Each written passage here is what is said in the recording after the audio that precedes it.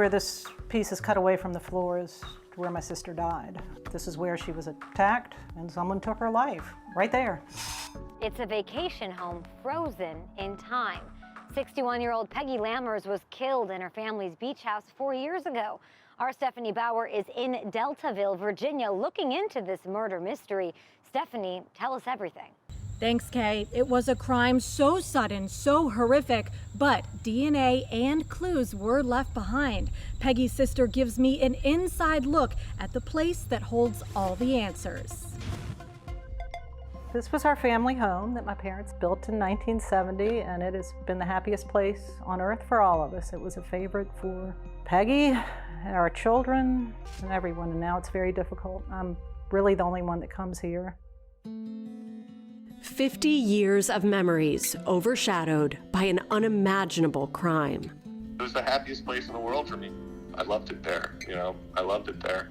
And I haven't been back, and I don't know if I can or will go back until this is solved and taken care of.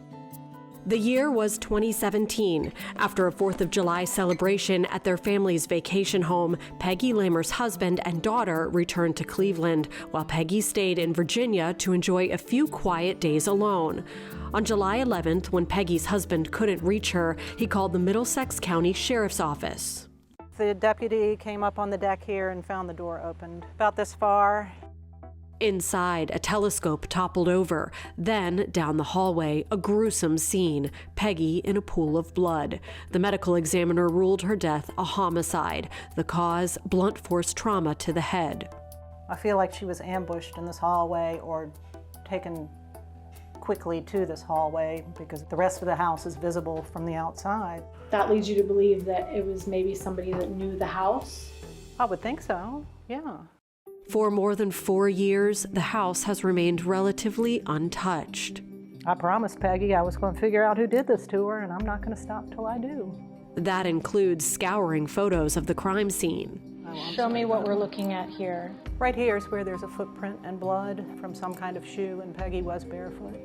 A ceiling light was partially shattered, a puzzle knocked over, everything in the medicine cabinet thrown into the sink. The bedroom was also ransacked. The top 2 drawers were dumped out onto the bed. Books were knocked over. Everything was dumped out back here in this bedroom, yet was her phone ever found? Not that I'm aware of. Peggy's phone has not been located. FBI Special Agent Andrew Manson. I would think that there might be something on it that the killer didn't want to be discovered. And were you able to go through her phone records? I know that the detectives in Middlesex County did track down who talked to her last.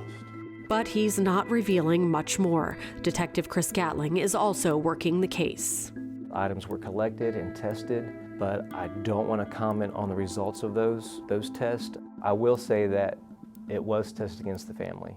In 4 years, not one suspect or person of interest? I would say that the absence of mentioning a suspect is not the measurement to conclude there are no suspects. Throughout the year, we have a transient element of boaters, and in the summertime, our population increases 3 times. That's just 1/2 of Peggy's life. The other half was in Ohio. It's not a cold case. It's not a cold case for me, and it's definitely not a cold case for the family and friends of Peggy.